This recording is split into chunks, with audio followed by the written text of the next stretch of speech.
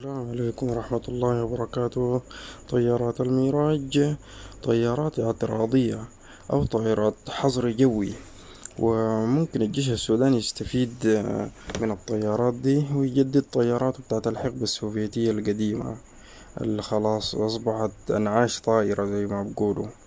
فبنلقى طائرة ميراج. البلد المصنع الأول فرنسا، بس البلد الثاني إسرائيل، والبلد الثالث جنوب أفريقيا. فنوصي باستخدام الطيارات دي أو بتجديد الطيارات من الحقبة السوفيتية القديمة. والطيارات دي زي ما بيقولوا طائرات حظر جوي أو هجوم، فالحكومة الفرنسية بتقول ممكن تضرب ضربة نووية عديل الطيارات دي. ف زي ما بيقولوا طائرات رخيصة التكلفة، رخيصة التشغيل، عندها محرك واحد، ما مكلفة في الصيانة. فده كله بيخليها من طائرات رخيصة التكلفة ورخيصة التشغيل ورخيصة الإنتاج، بس فعاليتها وسط وفعاليتها ممتازة. ما ممكن نقول على كعبة، لكن كويسة زي ما بقول بتمشي الحال. فشيء خير من لا شيء. فجزء من قدرات الطائرة إنها بتحلق على ارتفاع 1700.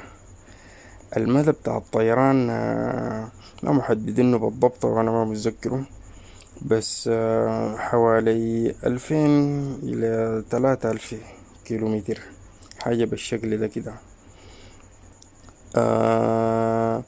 إسرائيل بتصنع الطائرة بترخيص من الحكومة الفرنسية أو بكمية معينة حسب الاتفاق بيناتهم وبين الحكومة الفرنسية. جنوب أفريقيا كذلك بتصنع الطائرة برضو باتفاقية مع الحكومة الفرنسية أو بكمية معينة على حسب الاتفاق مع الحكومة الفرنسية. طبعا الطائرات دي بتستخدمها معظم بلدان أفريقيا زي ليبيا، مصر، جنوب أفريقيا، المغرب، بعض زي الجزائر، موريتانيا،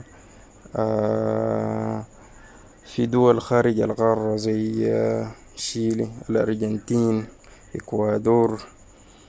يعني دي دول كلها دول كبيرة ودول أشادت بأنه الطائرة طائرة ممتازة، طائرة جيدة. وزي ما بقولوا دي جيوش كبيرة.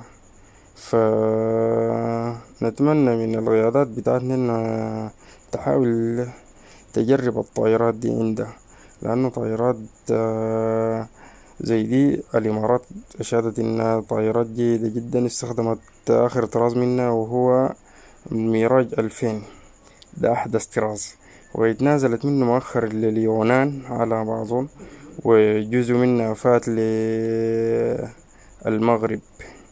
فما ننسى إنه جيش المغرب جيش اليونان دي من الجيوش القوية في العالم، حتى في ترتيباتها جيوش قوية خالص. وعندنا في القارة هنا المغرب الاقتصاد الخامس. يعني إذا كانت هذه الطائرات ما عندها فعالية كبرى ما كان استخدمتها. ف نحن طبعا كدولة ناشئة وكدولة صغيرة على قدرنا ممكن الحكومة تشتري منها جزء زي 20 30 35، حاجة بالشكل على حسب الطلبية وعلى حسب المقدرة بتاعة الشراء بتاعة الدولة، أو ممكن نقول عليه حسب حوجتك، لا في الحروبات وفي الاعتراض وفي الحظر الجوي الشامل. ونسأل الله التوفيق إن شاء الله لجيشنا السوداني.